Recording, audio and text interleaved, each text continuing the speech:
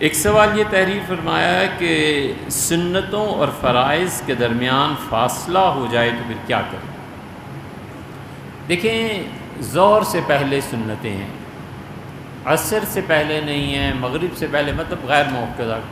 اور عشاء سے پہلے بھی غیر موقدہ ہیں۔ صرف ظہر اور فجر دو نمازیں ایسی رہ جاتی ہیں جن سے پہلے سنتیں ہوتی ہیں۔ شریعت کا حکم یہ ہے کہ پہلے سنتیں پڑھے اور اس کے بعد فرض پڑھے، درمیان میں زیادہ وقفہ نہیں ہونا چاہیے۔ وقفہ ہے بھی تو بھی مسجد میں بیٹھے اللہ کو یاد کرے اور نفل پڑھ لے، یہ بھی ٹھیک ہے۔ 4 سنتیں اس سے پڑھی، فرض پڑھنے میں بھی 10 منٹ باقی تھے، اس سے کہا نفل پڑھ لیتے ہیں، بالکل ٹھیک ہے۔ قضا نماز پڑھ لیتے ہیں، بالکل ٹھیک ہے۔ لیکن اگر وہ یہ کرے کہ 4 سنتیں اب پڑھ لی ہیں اور اب دکان سے چلتا ہوں، فلاں دکاندار کو یہ پیسے دے دوں گا، یہ کام کر دوں گا، پھر فرض پڑھ لوں گا، تو یہ سنتوں اور فرائض کے درمیان کوئی بھی عبادت کے علاوہ، عبادت جو جسمانی عبادت ہے، اس عبادت کے علاوہ کوئی بھی کام کرے گا تو ان سنتوں کا ثواب کم ہو جائے گا۔ مثلا اسے کہا سنتیں پڑھ لی ہیں، اب گھر فون کر لیتا ہوں، بچے آئے ہیں، یعنی 10 منٹ کا بھی وقفہ ہے، یہ ثواب کو کم کرنے کی چیز ہے۔ بہتر یہ ہے کہ اگر دنیا کا کوئی کام کیا ہے تو پھر اس کے بعد سنتوں کا اعادہ کرے، بہتر ہے۔ اگر نہیں کرتا تو کوئی گناہ نہیں۔ جو پہلے ہیں سنتیں ان کا تو یہی حال فجر کا بھی ہے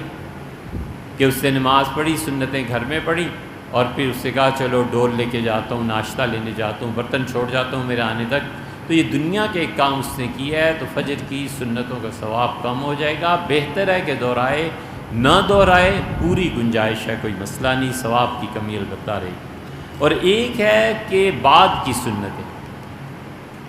بعد کی سنتیں اب فرض پڑھ لیے، اب گھر جا کے باقی نماز پڑھوں گا، تو جاتے جاتے یہ کام بھی کر جاؤں، پیٹرول ڈلوا لیتا ہوں، یہ کام کر لیتا ہوں، اس سے منع آیا ہے کہ نہیں کرنا چاہیے۔ اتنا زیادہ منع آیا ہے کہ فقہا نے کہا فرض نماز کے بعد لمبی دعائیں مانگنا منع ہے۔ یہ جو امام جمعے کی نماز کے بعد خاص طور سے لمبی لمبی دعائیں مانگتے ہیں نا، یہ چیز ٹھیک نہیں ہے۔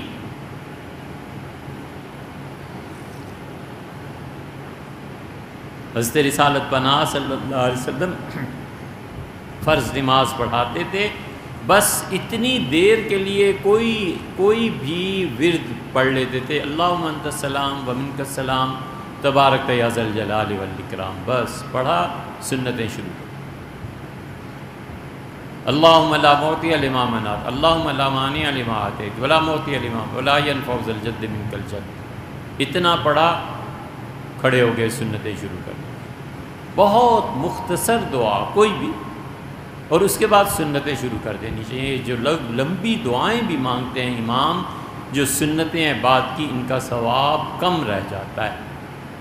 حضور اقدس صلی اللہ علیہ وسلم فرض نماز کے بعد فجر عصر کو چھوڑ دیں کہ سنتیں نہیں ہیں، باقی مغرب، عشاء اور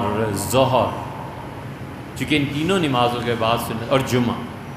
کبھی بھی لمبی دعائیں نہیں مانگنی چاہیے، بس کھڑا ہو پڑھے۔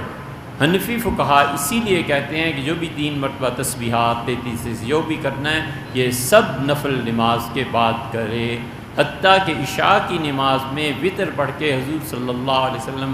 اللہ تعالیٰ سے ایک جملہ عرض کرتے تھے، سبحان الملک القدوس،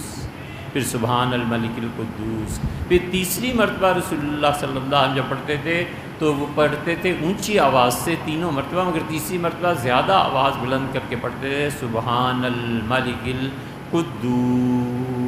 یہ دال اور واو جو ہے اس کو لمبا کھینچتے تھے۔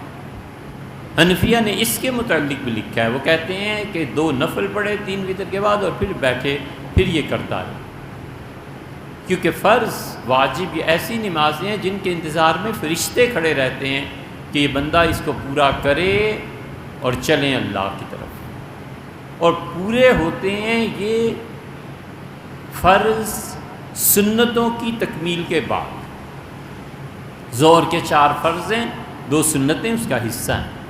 مغرب کے 3 فرض ہیں، 2 سنتیں اس کا حصہ ہیں، عشاء کے 4 فرض ہیں، 2 سنتیں اس کا حصہ ہیں۔ یہ جب 6 رکعتیں پڑھ کے یا 5 رکعتیں پڑھ کے جیسے مغرب میں نماز پوری کر لیتا ہے، اللہ کے فرشتے اس کو لے جاتے ہیں اللہ کے حضور، تو اس سے فرشتوں کو انتظار نہیں کرانا چاہیے۔ لمبی دعائیں، نفل پڑھو یا پھر سنت موقعہ پڑھ کے پھر دعا مانگے.